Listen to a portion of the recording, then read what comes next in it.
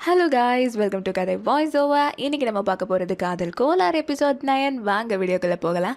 எபிசோடோடைய starting சீன்லேயே ஃபூவோடைய வீட்டை தான் காட்டுறாங்க. அது ஒரு அழகிய காலை பொழுது அப்படிங்கிற மாதிரி நேற்று ராத்திரி நல்ல சம்பவத்தை முடிச்சுட்டு ஒரு ரொமான்டிக்கான மூடில் தான் நம்ம ஆளுமே அப்படியே கண் முழிக்கிறாப்புல. அப்படியே காதல் பொங்க பொங்க இது உயிரும் உயிரும் பேசும் மொழி, இதை விடவும் சிறந்தது என்ன மொழி, உன் பாதத்தில்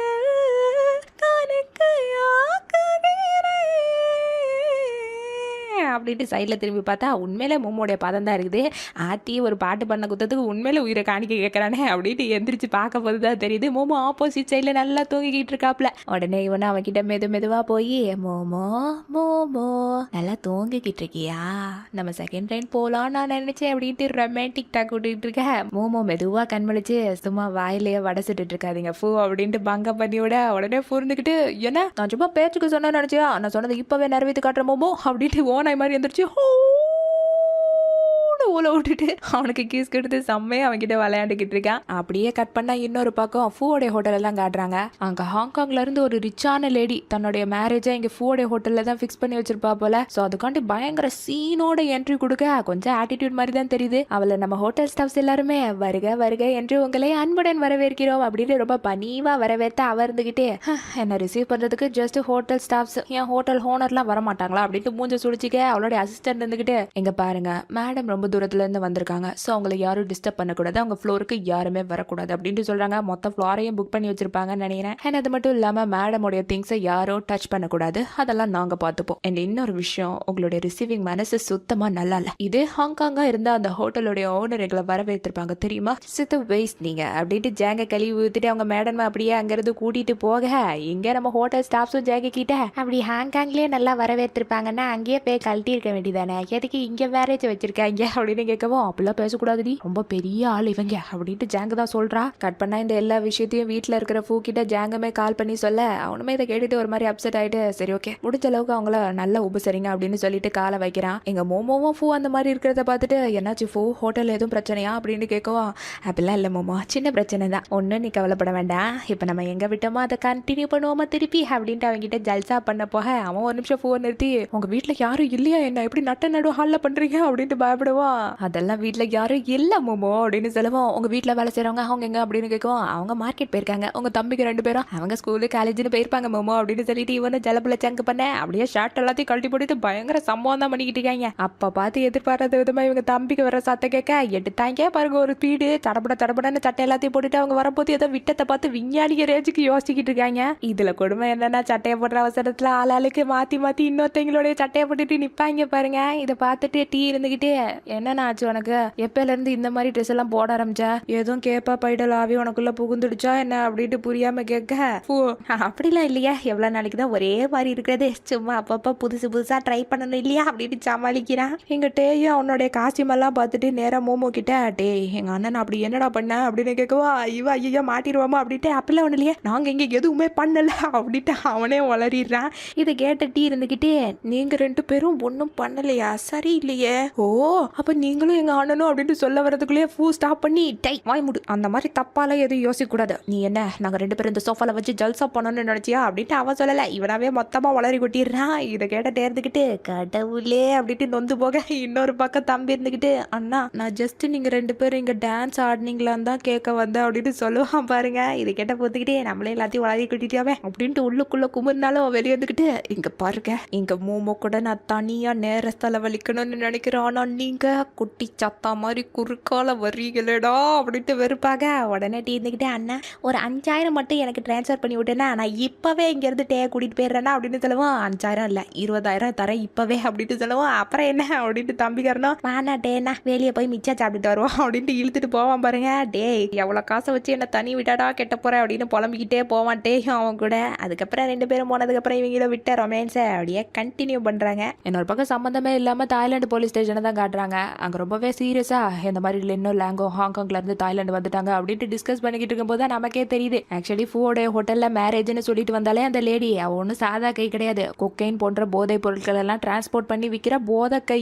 அவள் ஒன்றும் ஃபூவோடைய ஹோட்டலுக்கு மேரேஜ் பண்ணுறதுக்காண்டிலாம் வரல. ஹாங்காங்ல இருந்து டிரான்ஸ்போர்ட் பண்ண ட்ரக்ஸை இங்கே தாய்லாண்டில் விற்கிறதுக்காண்டி தான் வந்திருக்கா. இது எல்லாத்தையும் இப்போ அந்த ஸ்டேஷனுடைய சீஃப் அவங்களுடைய அசிஸ்டன்ட் கிட்ட சொல்லிட்டு இருக்காரு.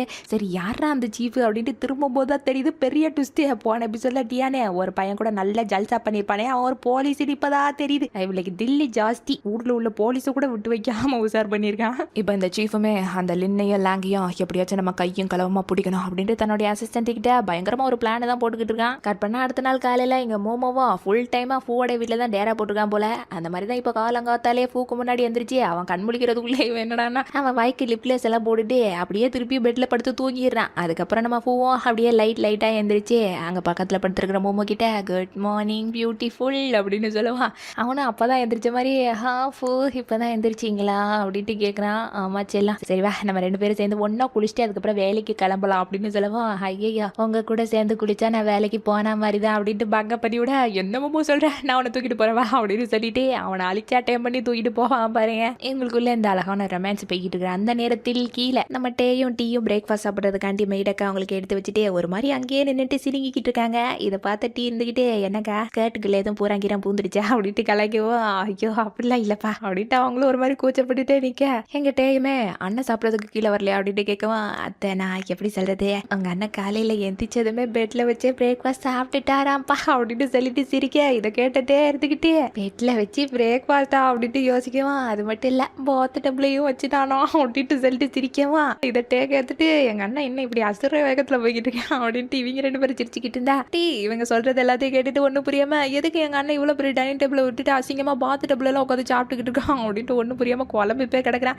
பைபிள்ல வளர்றதுக்கு இன்னும் வயசு எரியுது. இன்னொரு பக்கம் ஃபூவோடைய ஹோட்டல்ல அந்த 2 போலீஸ் அசிஸ்டன்ட்டுமே இந்த ஹோட்டலுக்கு ஏதோ தங்க போற கெஸ்ட் மாதிரியே மார்வேடம் போட்டு வந்திருக்காங்க. அதுல அந்த பொண்ணுமே பையனை காட்டி வெயிட் பண்ணிக்கிட்டு இருக்கேன். அவன் ஒரு பீச் காஸ்டியூம்ல வந்து நிக்கிறத பார்த்துட்டு இவன் வாயை பிளந்துட்டு அவனே சைட் அடிச்சுக்கிட்டு இருக்கா. என்னமா ஆச்சு உனக்கு ஏமா அப்படி குறுக்குறுனே பார்த்துக்கிட்டு இருக்கா அப்படின்ட்டு அந்த பையன் கேட்க ஒன்றும் இல்லை அப்படின்ட்டு இவங்களை கை கோத்துட்டு ஒரு கப்பிள்ஸ் மாதிரி அங்கே ஜாங்குமே வந்து நான் தான் ஜென்ரல் மேனேஜர் இந்த ஹோட்டலுக்கு அப்படின்னு சொல்லி இன்ட்ரடியூஸ் ஆக அவங்களுமே ஒரிஜினல் பேரை பொசுக்குன்னு சொல்லிடுற. அதுக்கப்புறம் தான் சுதாரிச்சு இல்லை என் பேர் லூஸு சாரி லூசி இவருக்கெல்லாம் பண்றி சாரி என்ட்ரி அப்படின்ட்டு உளறிக்கிட்டு இருக்க. இதை ஜாங்க பார்த்துட்டு சரியான குழப்பத்துக்கு பிறந்தவங்களா இருப்பாங்க போல.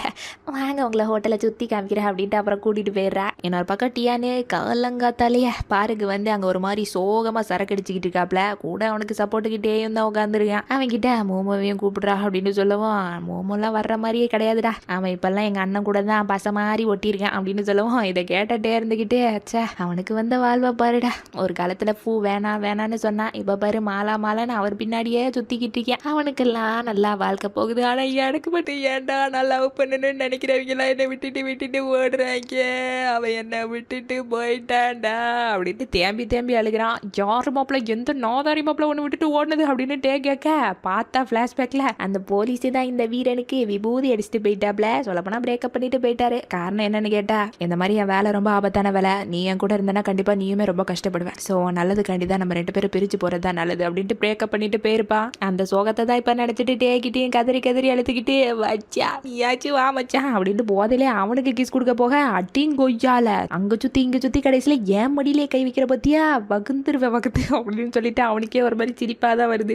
ஏன்டா இந்த மாதிரி அப்படின்ட்டு அவனை கட்டி பிடிச்சிட்டு எங்க பாரு உனக்குன்னு ஃப்ரெண்ட்ஸ்ன்னு சொல்லிக்க நான் இருக்கேன் மோமோ இருக்கான், நீ எதை நினைச்சு கவலைப்படாத எல்லாமே சரியாயிரும்டா அப்படின்னு சொல்லவுமே தான் இவனோ நீ எனக்கு ஃப்ரெண்டா கிடைச்சதுக்கு நானும் உண்மையில ரொம்ப கொடுத்து வச்சிருக்கணும்டா அப்படின்னு சொல்லவும் நானும் தாண்டா அப்படின்னு சொல்லி அவனை சமாதானப்படுத்திக்கிட்டு இருக்கான் நம்மட்டே. இன்னொரு பக்கம் ஃபூவோடைய ஹோட்டல்ல அந்த கல்யாணத்துக்காண்டி தான் பரபரப்பா டெக்கரேஷன்ஸ் எல்லாம் பண்ணிக்கிட்டு இருக்காங்க. நம்ம அசிஸ்டன்ட்டும் கெஸ்டா ஹோட்டல்ல சுத்தி பாக்குறேங்கிற பேர்ல அங்க திருமணத்துக்காண்டி கிஃப்ட் கொடுக்க வச்சிருப்பாங்க போல. அதுல இருந்து ஒன்னு நைஸா ஆட்டையை போட்டுடுறாங்க. அதுக்கப்புறம் சுத்தி முத்தி அங்க போட்டோ எடுத்துக்கிட்டு இருக்க இது எல்லாத்தையும் ஜாங்க கல்லுக்கு மாதிரி பார்த்துட்டு நேரம் அவங்க கிட்ட வந்து ஆக்சுவலி பிரைவசி பிரகாரம் இந்த ஹோட்டல்ல அங்கங்கன்னு போட்டோ எடுக்க கூடாது, நீங்க யார் முகத்தையாச்சும் எடுத்தீங்களா என்ன அப்படின்னு கேட்கவும் ஐயா அப்படிலாம் இல்லைங்க, நாங்க இந்த டெக்கரேஷன்ஸ் எல்லாம் சூப்பரா இருக்கு, ஸோ எங்களுடைய மேரேஜுக்கு ரெஃபரன்ஸா தான் எடுத்துக்கிட்ட வேற ஒன்றும் இல்லை அப்படின்ட்டு சமாளிக்குதுங்க. பூவும் கரெக்டா அங்க வந்து நான் தான் இந்த ஹோட்டலோட மேனேஜர்னு சொல்லி இன்ட்ரடியூஸ் ஆகிக்கிறேன் அவங்க கிட்ட.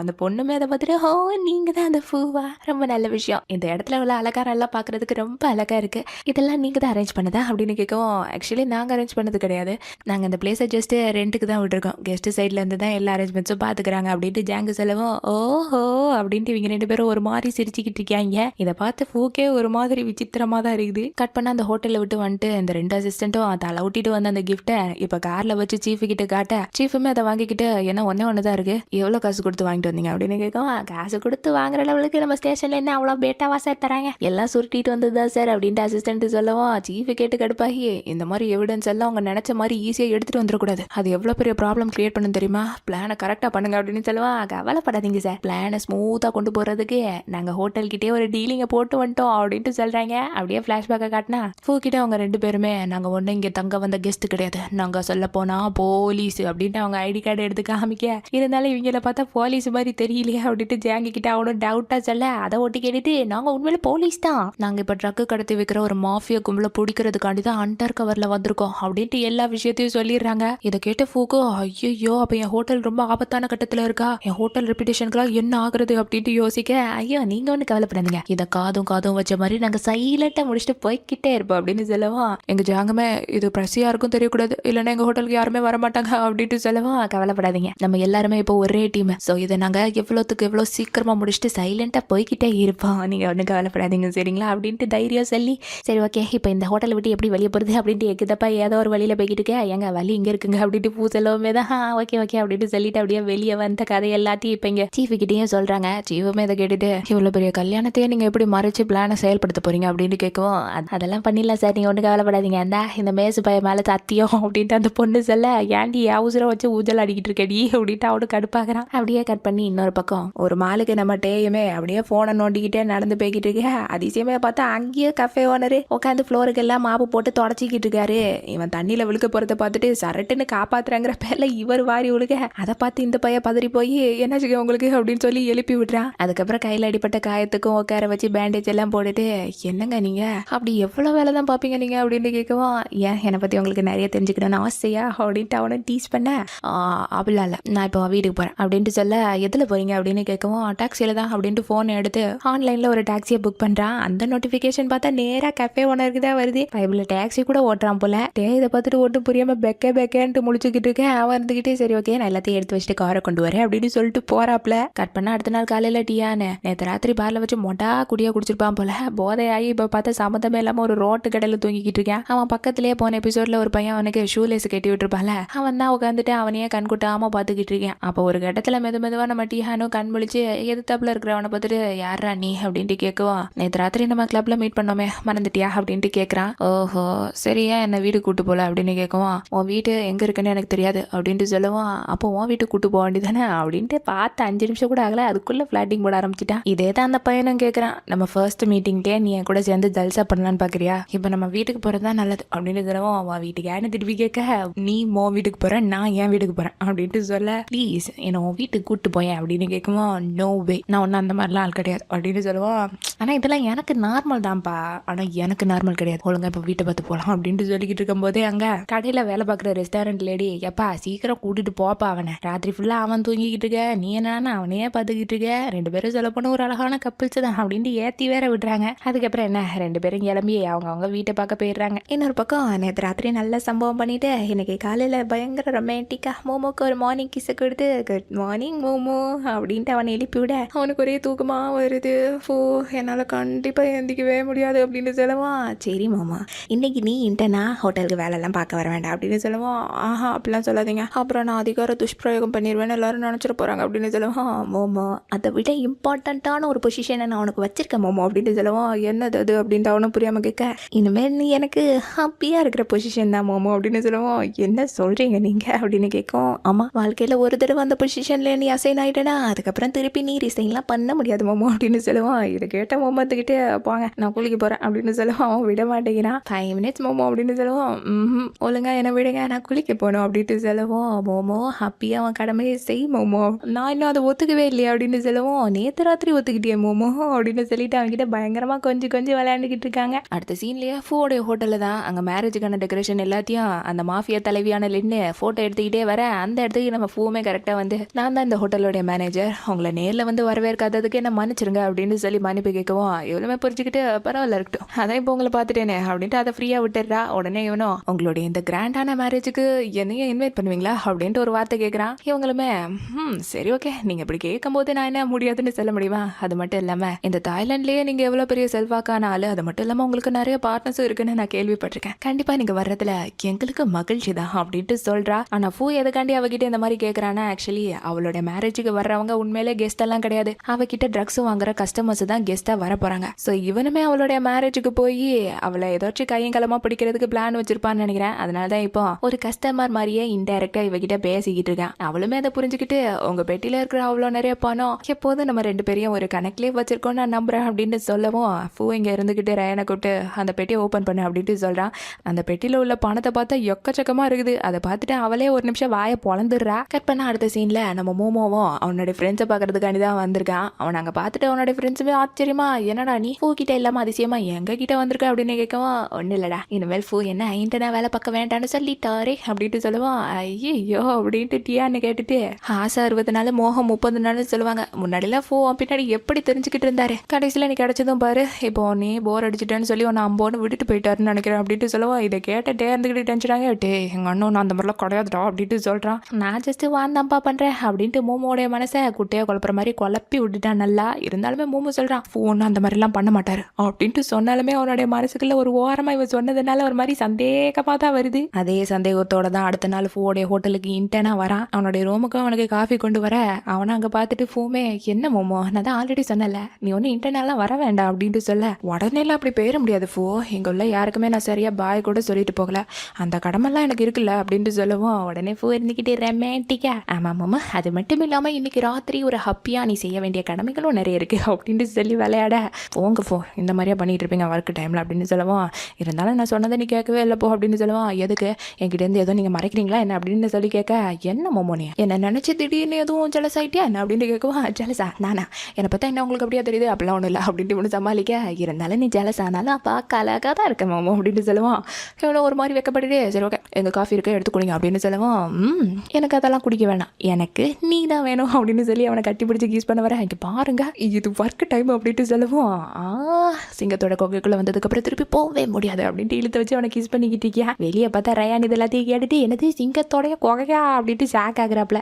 அப்படியே ஈவினிங் தான் அங்கே மேரேஜ் நடக்க போகுது போல. ஸோ பூவுமே ஒரு சூப்பரான ஒயிட் அண்ட் ப்ளூ கோட் சூட்ல அப்படியே என்ட்ரி கொடுக்குறாப்ல. ஏதோ இவனுக்கே மேரேஜ் நடக்க போற மாதிரி மோமோடைய கையை அப்படியே பிரைட் அண்ட் குரூம் மாதிரி பிடிச்சிட்டு அப்படியே கீழே இறங்கி வராங்க பாருங்க. மோமோ என்னுடைய ட்ரெஸ் எல்லாத்தையும் பார்த்துட்டு, இன்னைக்கு நீங்க ரொம்பவே ஹான்சமா இருக்கீங்களே, என்ன விஷயம் அப்படின்ட்டு கேட்கவும், ஒன்றும் இல்லை மோமோ நம்ம 2 பேத்துக்கும் இன்னைக்கு கல்யாணம் நடக்க போகுது மை ஹாப்பி அப்படின்ட்டு அவன் காதில் வந்து ஓத, இவன் பாட்டுன்னு அடிச்சுட்டு, போங்க எங்க வச்சு இந்த மாதிரிலாம் பேசிக்கிட்டு அப்படின்ட்டு சொல்லவும், சரி மாமா நீ கொஞ்சம் இன்னைக்கு சீக்கிரமாவே வீட்டுக்கு போயிரு, நான் எங்க உள்ள வேலை எல்லாத்தையும் முடிச்சுட்டு கொஞ்சம் லேட்டாக தான் வருவேன் சரியா அப்படின்னு சொல்லிட்டு லிஃப்ட் ஏறி மேலே அந்த கல்யாணம் நடக்க போகிற இடத்துக்கு தான் போகிறான். ஆனால் இங்கே மோமோவுக்கோ அவன் சொன்ன மாதிரி வீட்டுக்கெல்லாம் போகணும்னு தோணலை. ஏன்னா அவனுக்கே அவன் மேலே லைட்டாக ஒரு டவுட் இருக்க தான் செய்யுது. இன்னொரு பக்கம் மேரேஜ் ஃபங்க்ஷனும் ஸ்டார்ட் ஆகிற அங்கே கெஸ்ட் மாதிரியே அந்த ட்ரக்ஸை வாங்க வேண்டிய பார்ட்னர்ஸ் தான் அங்கே எல்லாருமே வந்து உட்காந்துருக்காங்க. அண்ட் இந்த பக்கம் மணமகன் அண்ட் மணமகள் அந்த மேரேஜ் ட்ரெஸ்ல கிராண்ட் என்ட்ரி கொடுக்க, மணமகனை இப்போ தான் நமக்கு காட்டுறாங்க. பார்க்க வயசான ஆள் மாதிரி தான் தெரியுது, ஆனால் கொஞ்சம் டெரிஃபிக்காக கோவக்கார மாதிரி தான் தெரியுது. சரி ஓகே இது என்ன நிஜ கல்யாணமா, எல்லாம் ஆக்டிங் தானே. அவங்களும் மேடை ஏறி வந்து நின்றுட்டு அந்த லின்னு தான் எல்லாரையும் பார்த்து, இப்போ மணமகன் உங்க எல்லாருக்கும் ஒரு ஸ்பீச் தருவாரு அப்படின்ட்டு சொல்லவும், பார்க்க தான் யானை மாதிரி இருக்கான், குரலை பார்த்தா பூனை மாதிரி இருக்கு. அதை வச்சுட்டு அவனும் பேசுறான் பாருங்க, வருகை தந்த அனைவருக்கும் என்னன்று நம்மளுடைய பிசினஸ் ஓஹோன்னு பாப்பாட்டு பாருங்க அப்படின்ட்டு பேசிக்கிட்டு இருக்க. இதை கேட்ட போர்ந்துக்கிட்டு, என்ன வாய்ஸ்டா இது அப்படின்ட்டு சாக்கில் பார்த்துக்கிட்டு இருக்கேன். ஆனால் மற்றவங்களும் அந்த மாதிரி எதுவும் இல்லாமல் அப்படியே கைத்தட்டி என்ஜாய் பண்ணிக்கிட்டு இருக்காங்க. என்ன பண்ணுறது, இவங்க கிட்ட இருந்து ட்ரக்ஸை வாங்கணும், அதுக்காண்டி சால்ட்டா போட்டு தானே ஆகணும். அங்கே அந்த மணமக்கள் இன்னும் அதுக்கப்புறம் பூ வச்சு எல்லாருக்கிட்டையும் அவர் தான் நம்மளுடைய புது பார்ட்னராக மாற போறாரு. ஸோ மேடேறி வந்து எங்களுக்காண்டி நல்ல வார்த்தை பேசுங்களேன் அப்படின்ட்டு சொல்லி கூப்பிடுவான். இவனும் அப்படியே ஸ்டேஜுக்கு வந்து அவனை பற்றி இன்ட்ரடியூஸ் பண்ணிக்கிட்டு, உங்ககிட்ட பார்ட்னராக சேர்ந்ததுல நான் ரொம்ப மகிழ்ச்சி அடைகிறேன் அப்படின்ட்டு ஒரு ஆக்டிங்கை தான் போட்டுக்கிட்டு இருக்கேன். இதுக்கு இடையிலேயே செக்யூரிட்டி வேஷம் போட்டு நம்ம அசிஸ்டண்ட்டும் அங்கேயே தான் நின்று எல்லாத்தையும் பார்த்துக்கிட்டு இருக்காங்க. அதுக்கப்புறம் இந்த மணமக்கள் எல்லாருக்கிட்டையும் ஒரு கான்ட்ராக்ட் மாதிரி கொடுத்து சைன் பண்ணுங்க அப்படின்ட்டு சொல்றாங்க. ஆக்சுவலி அந்த கான்ட்ராக்ட் என்னன்னா, இவங்க இந்த ட்ரக்ஸ் எல்லாம் இவங்க கிட்ட டிரான்ஸ்போர்ட் பண்றதுக்கான ஒரு கான்ட்ராக்ட் தான். அது எல்லாருமே சைன் பண்ணி கொடுத்துற, அப்புறம் இவங்களும் சைன் பண்ணிட்டு கடைசியா பூ கிட்ட கொடுக்க அவனும் சைன் பண்றதுக்கு வரான். அதுக்கு முன்னாடி இவங்க கிட்ட உங்ககிட்ட இருக்கிற ட்ரக் எவ்வளவு பியூரானதுன்னு தெரியாம நான் எப்படி சைன் போடுறது அப்படின்ட்டு சொல்ல, இதை கேட்ட அந்த பூனை வயசுக்காரன், என்ன தைரியம் எங்க ட்ரக்கையே சந்தேகப்பட்டு அப்படின்ட்டு பேசுவான். இவன் வேற ஒருத்தன் அப்படின்ட்டு பூ நின்றுக்கிட்டு இருக்க. நின்று தான் அவன் வாய மூடி, நான் பேசிக்கிறேன் விடுங்க அப்படின்னு சொல்லிட்டு, எங்க பாருங்க பூ எங்க கிட்ட இருக்கிறது 100% பியூரான ட்ரக் வேணா பாருங்க அப்படின்னு சொல்லிட்டு அங்க திருமண அன்பளிப்பா சொல்லி பொட்டலமா கட்டி வச்சிருக்கிறது எல்லாமே ட்ரக் போல. அதுல இருந்து எடுத்து ஒன்னு இவங்க கிட்ட காமிக்க, இவனுமே பார்த்து கன்ஃபார்ம் பண்ணியாச்சு. அதுக்கப்புறம் என்ன, இந்த கும்மலை கொக்கி போட்டு தூக்க வேண்டியதான் பாகி. அந்த அசிஸ்டண்ட்டுமே நேராக வந்து இவளோட கையில் கை வழங்க மாட்டேன். அதுக்கப்புறம் தான் இவளுக்கு தெரியுது இந்த பூ நம்மளை சதி பண்ணி ஏமாத்திட்டான்ட்டு. அவளுமே ஆச்சா முச்சான்னு கத்திக்கிட்டு இருக்க. இன்னொரு பக்கம் அந்த பூனை வயசுக்காரன் அவன் பாட்டு அந்த இடத்துல இருந்து எஸ்கேப் ஆகி நேராக அவனோட ரூமுக்கு வந்து அவன் பெட்டியை திறந்து ஒரு கன்னை எடுத்துட்டு அப்படியே வெளியே ஓடி வந்துகிட்டு இருக்கான். அப்பதான் அந்த வழியா மூமோவுமே பூவை தேடி வந்துகிட்டு இருக்க. இவன் தான் பூனை நினைச்சிட்டு பூ அப்படின்னு சொல்லி கூப்பிடும் போது இவன் திரும்பி பார்த்துட்டு நீ என்ன அவங்க அலாடா அப்படின்னு சொல்லி இவனை சுடுறதுக்காண்டி போறான். உடனே பூ தான் மூமோவை காப்பாத்துறதுக்காண்டி அவனை ஓடி வந்து கட்டிப்பிடிச்சுக்க. கரெக்டா அந்த விளங்காதவனை பூவையே ஷூட் பண்ணிடுறான். அவன் அப்படியே கீழே விழுக மூமோ பார்த்து பதறி போய் பூவை மடியில தூக்கி வச்சு கதறி கதறி அழுதுகிட்டு இருக்கான். இன்னொரு பக்கம் அந்த பூனை வயசுக்காரனையே ஒரு வழியா பிடிச்சிடுறாங்க அந்த அசிஸ்டன்ட். இந்த பக்கம் பூவுமே மோமோ கிட்ட மோமோ இதுக்கப்புறம் என்னால் இதை சொல்ல முடியுமான்னு தெரியல, லவ் யூ மோமோ, சாகிற அளவுக்கு நான் உன்னை ரொம்ப ரொம்ப லவ் பண்றேன் அப்படின்னு சொல்லிட்டு கண்ணை மூடிடுறான். மோமோவுமே இதை தாங்க முடியாம பூ கண்ணை தரங்க பூ, நீங்க சாக மாட்டீங்க, எப்படி உங்களை காப்பாத்திடுவேன், நீங்க என் கூடவே தான் கடைசி வரைக்கும் இருப்பீங்க, கண்ணை தரங்க பூ அப்படின்ட்டு அவனை கட்டி பிடிச்சிட்டு பயங்கரமா அழுதுகிட்டு இருக்கான். அதோட அங்க சீனை கட் பண்ணி எபிசோட முடிச்சிடுறாங்க மக்களே. அப்படியே சைஸ் ஸ்டோரிக்கு வந்தா பூவோடைய ஸ்கூல் டைம் தான் காட்டுறாங்க. அங்க அவனுமே அவனுடைய ஃப்ரெண்ட்ஸோட நல்லா சேட்டை பண்ணிக்கிட்டு லைப்ரரியே குப்பை குளமா ஆக்கிட்டு இருக்க. அந்த டைம் பார்த்து கரெக்டா மிஸ் வராங்க. மத்தவங்க எல்லாரும் ஓடி போயிடுறாங்க எக்ஸப்ட் நம்ம ஆளை தவிர. மிஸ்ஸுமே அவனை கண்ட மணிக்கு திட்டிட்டு இது எல்லாத்தையும் நீ தான் கிளீன் பண்ணிட்டு போற அப்படின்ட்டு சொல்லுவோம். மிஸ் எங்க அப்பா அம்மா அப்ராட்ல இருந்து இன்னைக்கு தான் வராங்க, நான் கொஞ்சம் சீக்கிரமா போகணும் அப்படின்ட்டு சொன்னாலுமே அதெல்லாம் கிடையாது, ஒழுங்கா கிளீன் பண்ணிட்டு தான் போகணும் அப்படின்னு சொல்லிட்டு போயிடுறாங்க. எங்க இவனுமே அதுக்கப்புறம் ஃபோன் பண்ணி அவனோட தம்பி கிட்ட டே அப்பா அம்மா கொஞ்சம் வெயிட் பண்ண சொல்லு, நான் கொஞ்சம் லேட்டா தான் வருவேன் அப்படின்ட்டு சொல்லிட்டு போனை வைக்க பார்த்தா அங்க உள்ள குப்பை எல்லாத்தையும் நம்ம மூமோ கிளீன் பண்ணிக்கிட்டு இருக்கான். உடனே இவனு நேரம் அங்க வர மூமோ ஒன்று பார்த்துட்டு அது வந்து நான் ஜஸ்ட் சும்மா இந்த வழியா போயிட்டு இருந்தேன் அவ்வளவுதான் அப்படின்னு சொல்லி சமாளிச்சுட்டு அங்கிருந்து ஓடிடுவான். சொல்லப்போனா அங்குள்ள எல்லா குப்பையுமே கிளீன் பண்ணிட்டு தான் போயிருப்பான். ஸோ அந்த ஒரு நாள்ல இருந்துதான் ஃபூக்குமே மூமோ மேல காதல் வர ஆரம்பிச்சிருக்கும். அதோட அங்க சீனை கட் பண்ணி எபிசோட மொத்தமாக முடிச்சிடுறாங்க. நெக்ஸ்ட் எபிசோட் தான் மக்களே ஃபைனல் எபிசோட். இப்போ இந்த வீடியோ பிடிச்சிருந்துச்சுன்னா மறக்காம ஒரு லைக் பண்ணிருங்க, ஷேர் பண்ணிருங்க, சப்ஸ்கிரைப் பண்ணிருங்க அண்ட் ஹைப் பட்டனே கிளிக் பண்ண மறந்துடாதீங்க. நெக்ஸ்ட் வீடியோல வந்து உங்களை பார்க்குற மக்களே. பாய் பாய்.